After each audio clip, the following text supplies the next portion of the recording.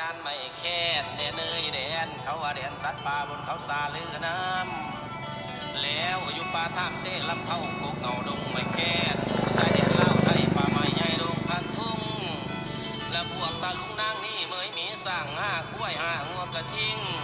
และพวกเสือสิงแหดห้โตกระต่ายตูนเหม็นเห็ดหอนพวกจอนพอนปะต่างหอนต่างไก่และอยู่น้ำป่าไม้ใหญ่ปัดมีมังมีกองเข้าไปดงกินละพาดกลับมาบาดนิมานอ่อนอ่อนสอนเด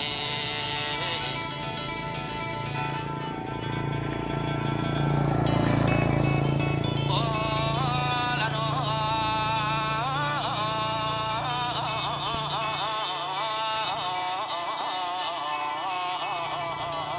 พี่น้องลาโอ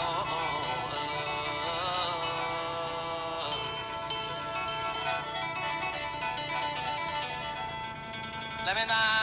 เด้อนางกันฟังเจ้าฟังเจ้าฟังละผู้พังดอกบานสิภาพพวกทานไปส้มด้านในแค้นเหตุรวมแทนนั่นคือเรียนสัตว์ป่าคือมึงนั้นขี่มันนาเกียรภาพเพื่อเทแห้งไปส้มปลาตาแดงปลาดูมันเกิดเป็นมูลปลาจิกปลาห้างอีกอันหนึ่งอยู่ทางหน้าทางหลังกบผูกบซาดอยู่แก้มทางลำอุลูอาดลาดต้นตำต้นสูงไม่ปลาดุงไม่ยุกไม่ย่างไม่บากบ่อึดอยากดอกโยดงขั้นทุ่งที่ลำสูงลำเทียมลำยาวลำใหญ่อันเจอพอกระทำเอาซาดป่าไม่ทั้งเงือกใดหังนี้ไม่มักมีแค่คำไม่ลำนำผู้ลำใหญ่เกิดอยู่ในดงดาวมีกบขาวกบแต่ผู้แค่ซอยอ้อยปลากบนั่นละกบตุ้มขาปลาขอดสมอสมทมพายเกิดเลียใจสายปลาพนาวันเกิดเลียใจสายปลาพนาวันกบกระดันจะกบซี่มีสักข้ามขามปอมกบกระยอนจะกบปากกบพันปากมีม่วงกบนั่นละกบเพื่อนพวงปลากว้างพวงกันลันเขา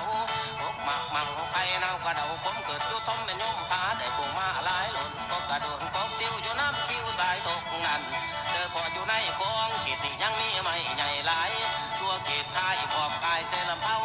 อีกอันหนึ่งพื้นแผ่นดินของเราเฮาให้เบิ่งเท่าแพงใบหักษาแนวพันใหม่อยู่ในดงกระตุกใหญ่ให้ต่อไปบอกให้ไผลวงลักมาตัดปั๊มยำยี่ไม่เสื้อมีเนื้อที่ยังหลายมีแค่หินแค่ฝ่ายแค่ท้ายใหญ่อยู่อันทองของผู้ละเป็นตัวเตียนหักษาเด้อหักษาดานไม่แค่แต่ยังเนียนตื้อบนเขาลือสื่อที่ดงกระตุกอีกอันหนึ่งเขตใต้แดนผู้สูงละมายุ่งเต็มป่าบนเต้าลูกเขาสาวสามเหลี่ยมมรกตอันนี้ละอากาศสดหลายลำคือหมอลำได้ก้าวเสนอลุงเอาแต่เศร้าเล่าพี่น้องให้ตัวฟ้องช่วยกัน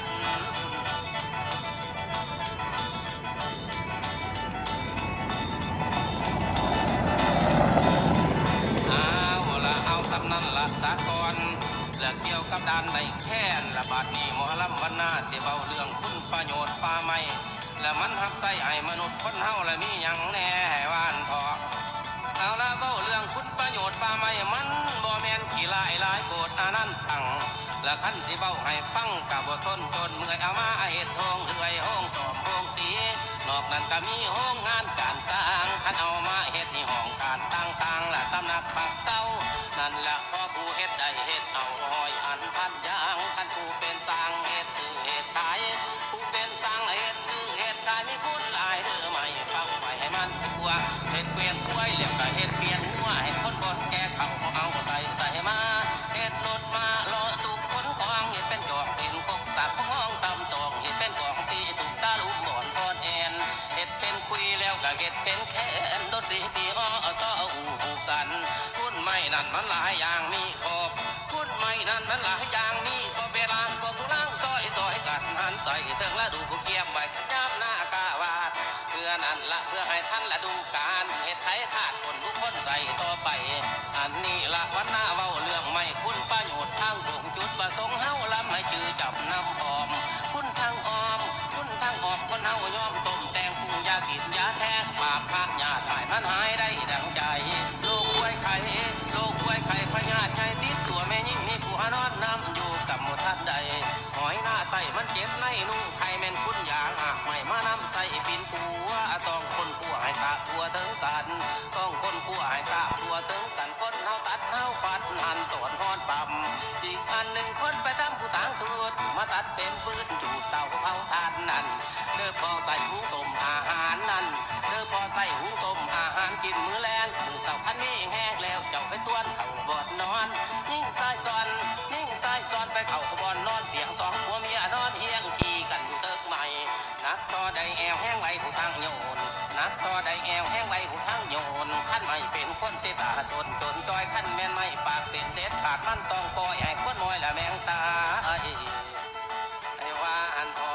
และเป็นจังสันละหมอลำวันหน้าเว้าเรื่องคุณประโยชน์ป่าไม้สู่พ่อแม่พี่น้องบ้านเฮาฟังในเมื่อเป็นแนวนั้นเล่าทั้งหลายต้องตื่นตัวป้องกันป่าไม้และปกปักรักษาไว้สิน้ำใส่ตรงนี้แผน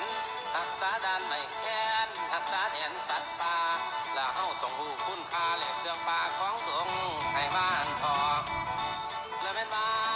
เด้อร่างกันอยู่ในห้องไผ่กวงมันมีกวงมีมังเรากะพังผ่านเป็นเห็ดหอนพวกจนพอดและกะเตะกะห้องออกมีหลายบ่อยกะตุกกะตายตีตายแล่นเป็นสายหนิวเหลือมงูเห่ากะเล่นผู้แล่นเต่าแล่นเต่าดอกนาเบาเลือกมานี่มาไหนมาจอกอยู่เขตดอกนี่มาจอกมาในมันแล่นไว้แสนไว้ไหลกัดหมูป่าแล่นเบียบพานี่แค่เซลำเข้า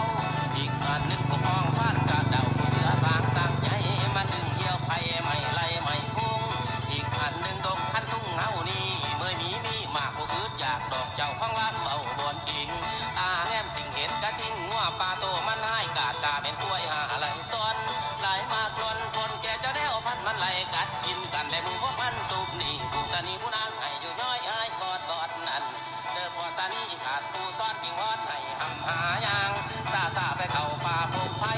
ยางซาไปเข้าป่าพงไผ่ไล่มันกัดสนั่นจะนั้นเนื้อกอกนกเข้าท้องเข้าตู่มันกันผู้เรียพานั่นเด้อพอกะทาคันผู้ทากะเว้าเป็ดปองเป้านกเข้าถูกย่ำแรงเป็ดปองเป้านกเข้าถูกย่ำแรงจับกบแสงตุ้มแสงนกแกงจะบินเด็ดนกกระเด็นไปต้นน้ำหนองทางสวนประคอหลายกะดอกมันก็เหลวแซวบินมีถูกเส้นอยู่ท้องถิ่นเมืองหุ่นไผ่มีหุ่นจริงไฟเห็นกระหมูกระเล็ดงอยมาอีกได้ไปทางนานกสังกัดเอียงมงนั่นเจอพอกามีนกของละหานฟ้าบินตามมันนอกจากสัตว์ปีกแข็งนี่แล้ว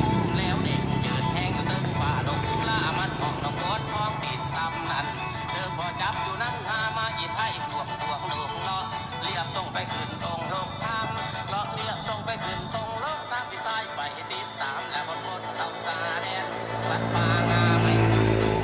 มีนกยุงนกจังต่างกะมีตาลุงจะลิงคางและมีบางมีเกียของเรานี่อย่าทำลายให้เสียเด้อพันสัตว์ป่าบ่ควรไล่ล่าไปนำขาแต่เขาพวกผู้เฒ่าและคนเก่ายิ่ง